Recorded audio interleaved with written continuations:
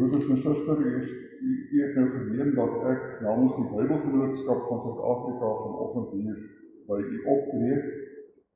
En dit is my 'n baie besondere geleentheid en ek dank u daarvoor dat ek hier mag wees en dat die Bybelgenootskap ook op hierdie wyse met u as kerkverband hier in Oudtshoorn kan kommunikeer en weer die band wat ons met mekaar het kan verstewig. 'n band wat baie lank al bestaan, trouwens sedert die begin van die ontstaan van die kerkverband. Dis eintlik 'n uitsonderlike geleentheid ook omdat ons maar met 'n vreeslike magdom van kerke en gemeentes sit wat ons in uitkom en dit nie altyd baie gereeld gebeur nie. So as die Bybelgenootskap 'n besoek aflê by 'n gemeente, is dit eintlik 'n skaars geleentheid. En daarom wil ons graag hê dat u ook vir vandag iets besonders wees wat vir u weer opnuut sal sê wat die Bybelgenootskap is en doen, maar ook wat ons verantwoordelikheid as gelowiges is ten opsigte van dit wat vir die Bybelgenootskap en vir die kerk van die Here kosbaar is, naamlik sy woord. Dit spreek daarom vanself dat ek vanoggend in die prediking ook aandag sal gee aan hierdie tema van die woord van die Here wat uitgedra en verkondig, gesaai moet word. En as daar nou een gedeelte in die Bybel is wat baie daaroor sê, dan is dit Psalm 119, die baie bekende lang psalm in die Bybel.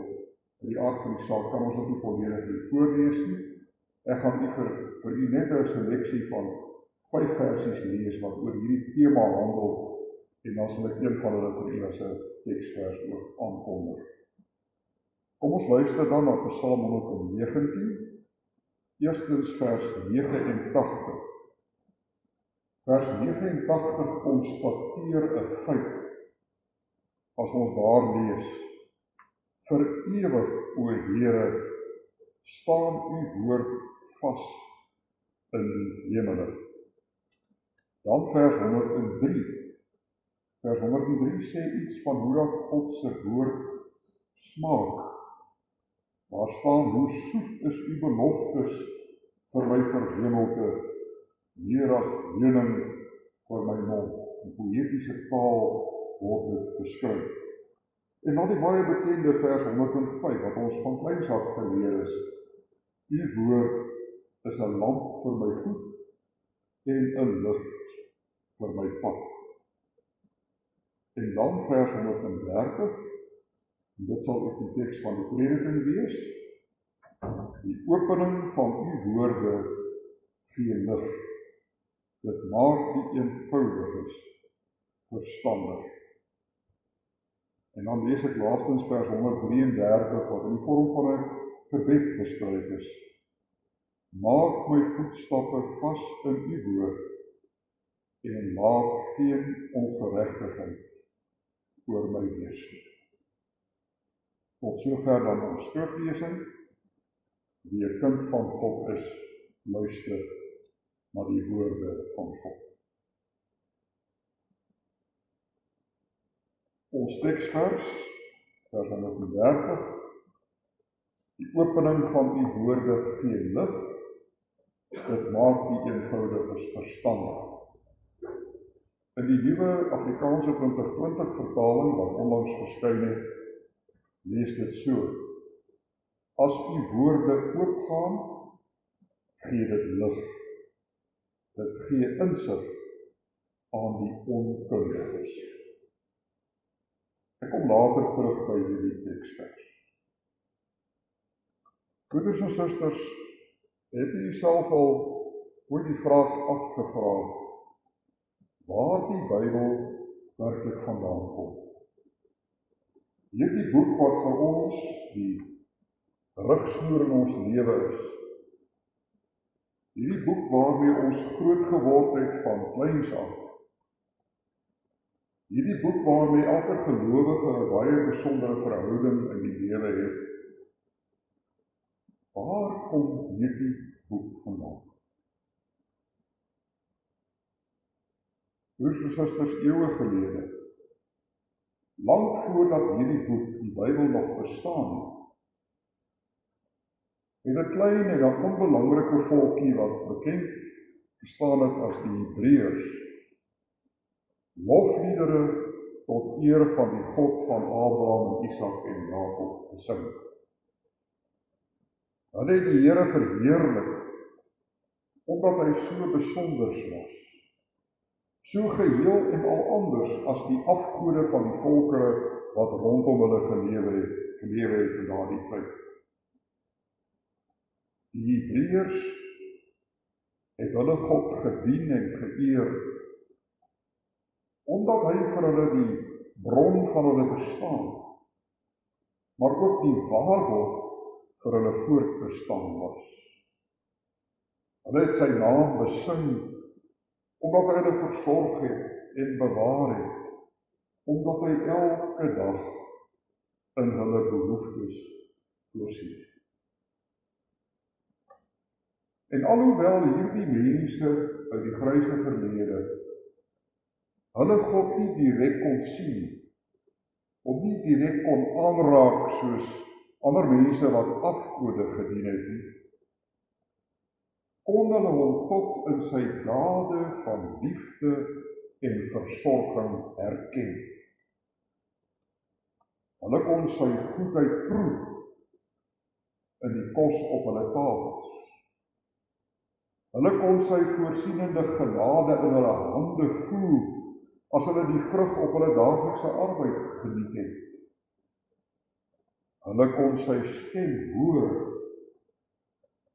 wanneer hulle die boodskap van sy omgee vir hulle in die verkondiging van sy naam gehoor het. En van al hierdie dinge het hierdie mense in hulle liedere melding gemaak. Hulle het daarvan gesing, net soos dat ons vandag nog steeds tot die eer van God liedere sing. En broers en susters, hierdie mense uit die geskiedenis se liedere van lof en verheerliking, hierdie liedere van dank en aanbidding, het behoue gebly oor die eeue heen, en ons ken dit vandag as die psalms. Ja, die psalms was die begin van 'n kosbare biblioteek van boeke, die begin van die Bybel, soos ons dit vandag ken. Nadat die psalms op skrif gekom het, het daar ook ander gedeeltes op skrif gekom. Daar het baie geskrifte ontstaan, wat uiteindelik in die kanon van die kerk ontwikkel het. 'n geskrif wat die ontstaan van hierdie wêreld en van die mense wat daarop woon as 'n belydenis verwoord. Talle geskrifte wat die geskiedenis van die volk van God in herinnering roep. Geskrifte van onderrig, geskrifte met wysheers, en dan natuurlik die talle profete geskrifte, wat daar aan die volk toe hulle in ballingskap verkeer het, hoop en troos moes bied. En saam met hierdie geskrifte uiteindelik oor baie jare heen die Ou Testament gevorm, en dit het 'n baie belangrike plek ingeneem in die lewe van Ou Israel. En hierdie selfde versameling van geskrifte wat ons vandag as die Ou Testament in ons Bybels het, was vir die mense in die tyd van die Here Jesus hulle Bybel. Ons weet dat die Here Jesus die mense self uit hierdie geskrifte geleer het. Ons weet dat hy die skrifgeleerdes met aanhalings daaruit tereggewys het. Dat hy die slimmes en die wysgeeriges van sy tyd op hulle neuse laat kyk het. Dink maar aan die wat vir Jesus die strikvraag oor die grootste gebod wou vra. Dit is niks anders as 'n antwoord wat Jesus gee as samevatting van die Eksodus 20 en Deuteronomium 5 gebooie wat die Here God vir sy volk laat gee. Die Here Jesus gebruik dus hierdie geskrifte. Die Here Jesus gee dus gesag aan hierdie geskrifte. Maar wanneer hy self sy werk hier op aarde voltooi het en opgevaar het aan die hemel toe, word die waarhede wat hy so verkondig het tydens sy lewe hier op aarde deur sy disippels in die wêreld ingedra. En na die disippels, wat maar mondeling hierdie waarhede oorgedra het, kom daar dan 'n tweede geslag volgelinge, wat hierdie mondelinge oorleweringe op skrif gaan stel. En so ontstaan die evangelies. Na die evangelies kom daar nog talle ander boeke by. Die talle briewe van die apostel Paulus en ook van ander.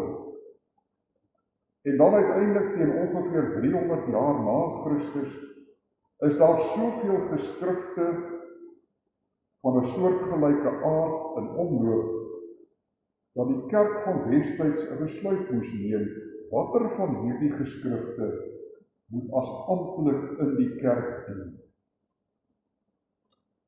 En so word daar dan 'n seleksie uit hierdie geskrifte gemaak wat die Nuwe Testament vorm. En kom die Nuwe Testament soos ons dit vandag ken, is destyds tot stand. En sedertdien word dit saam met die Ou Testamentiese geskrifte as die boek van die kerk beskou en bely.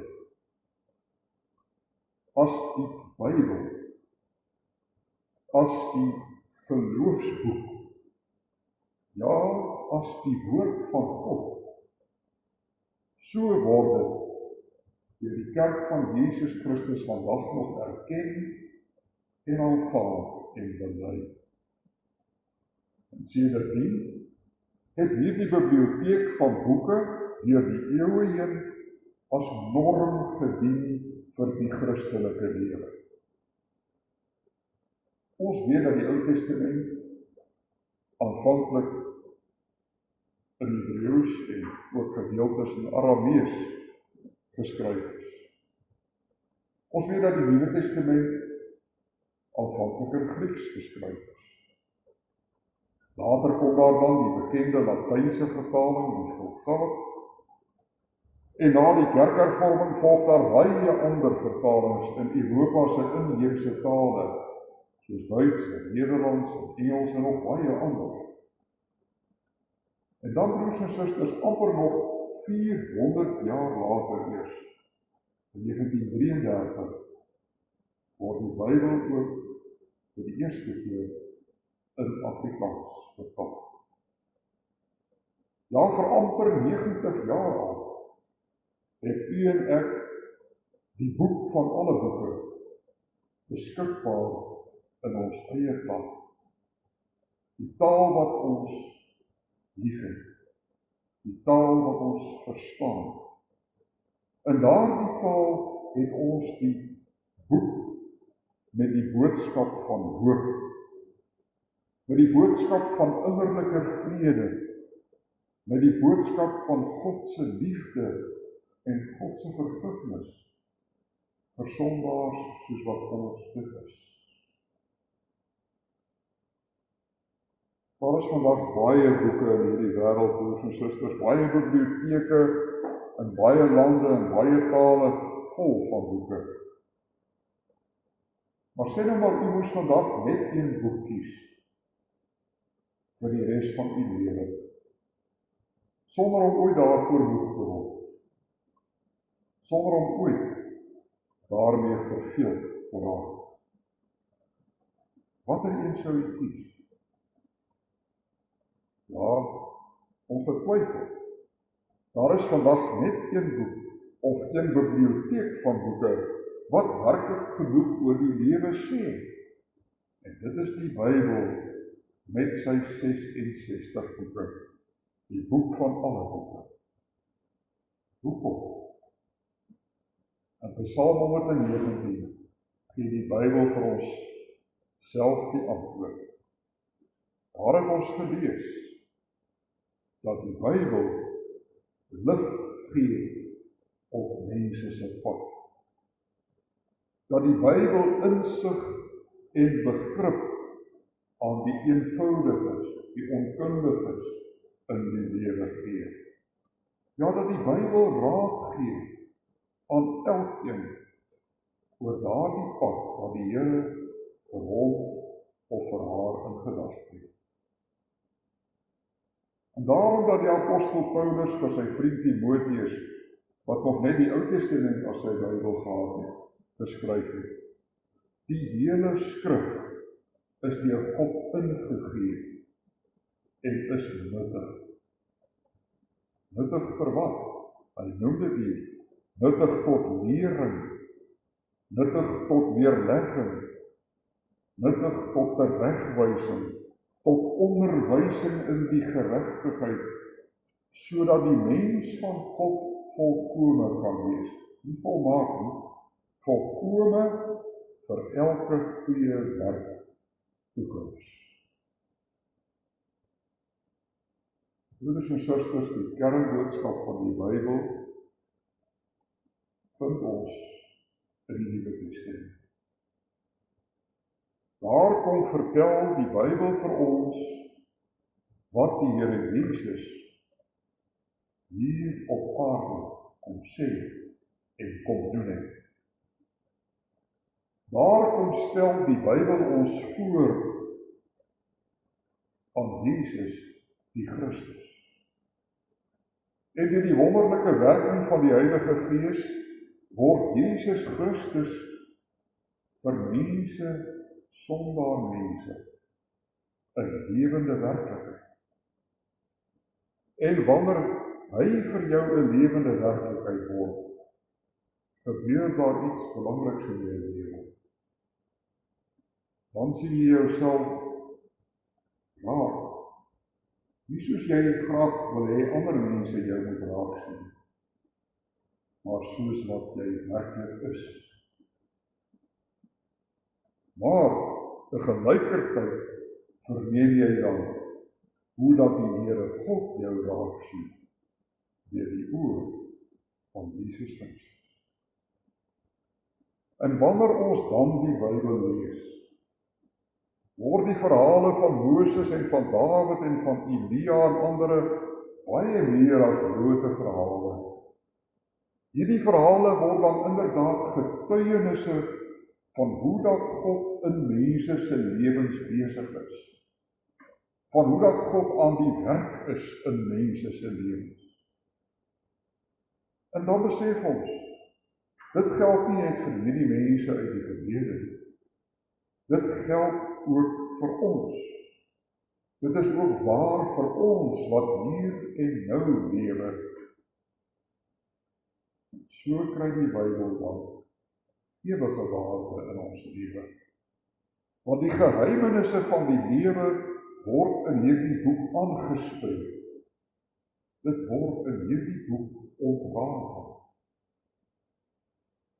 En dan kom die uiteindelike wonder, naamlik dat ons ontdek wat die doel van die lewe is. Dat ons ontdek wat die sin, wat die betekenis van swaarkry, van beproewing en lyding is. Dat ons ontdek hoekom ons leef, maar ook hoekom ons eendag moet sterf.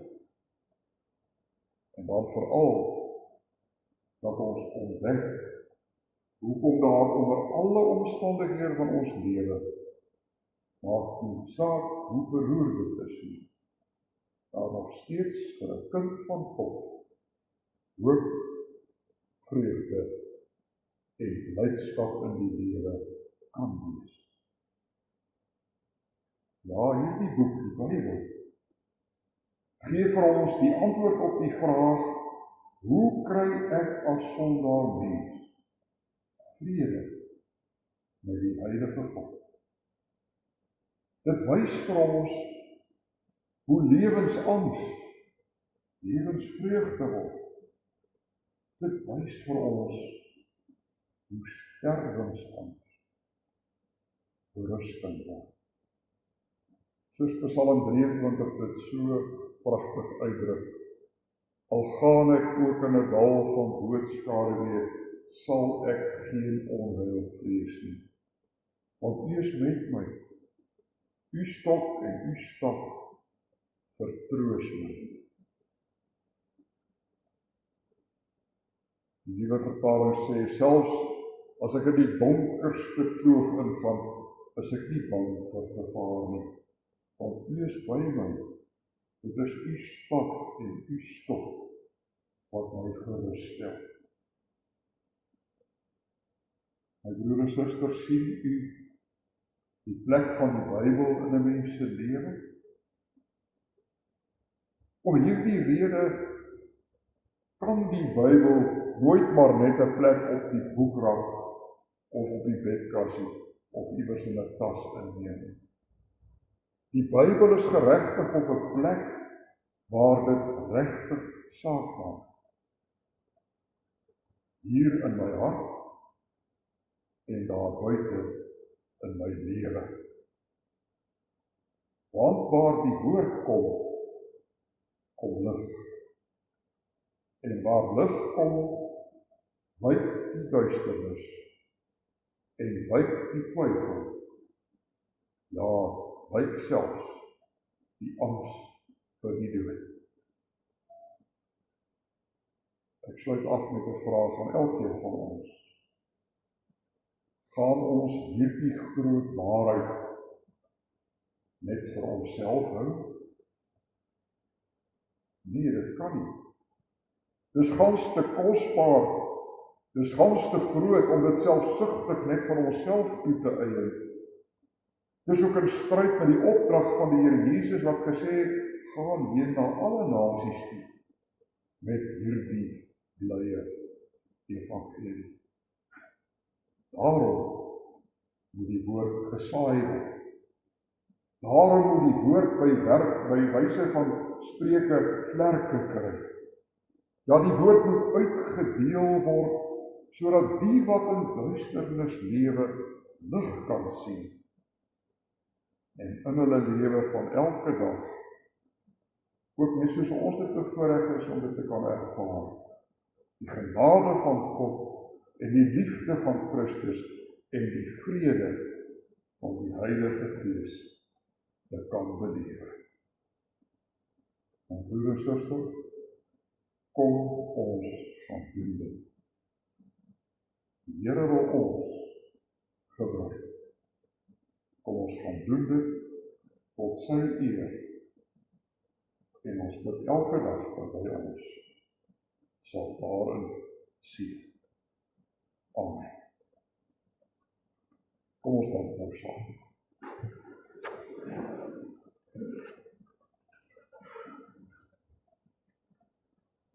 Hemelse Vader, op U tyd en op U wyse het U woord vir elkeen van ons die waarheid geword. In so 'n mate dat ons dit kan glo en dat ons dit as die geldige maatstaf en rigsnoer vir ons lewens elke dag kan aanvaar. Dankie dat U dit vir ons oor die eeue heen laat oordraai, mondelings en later skriftelik en vandag in soveel ander formate. Ja, U woord kon nooit in kettinge gebind word nie. Maar bereik die uithoeke van hierdie wêreld.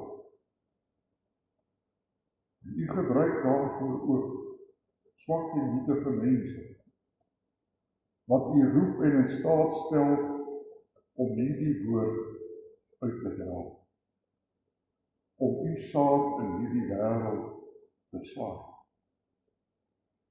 Ons bid dat U ons sal help om dit met oorgawe en met ywer te doen,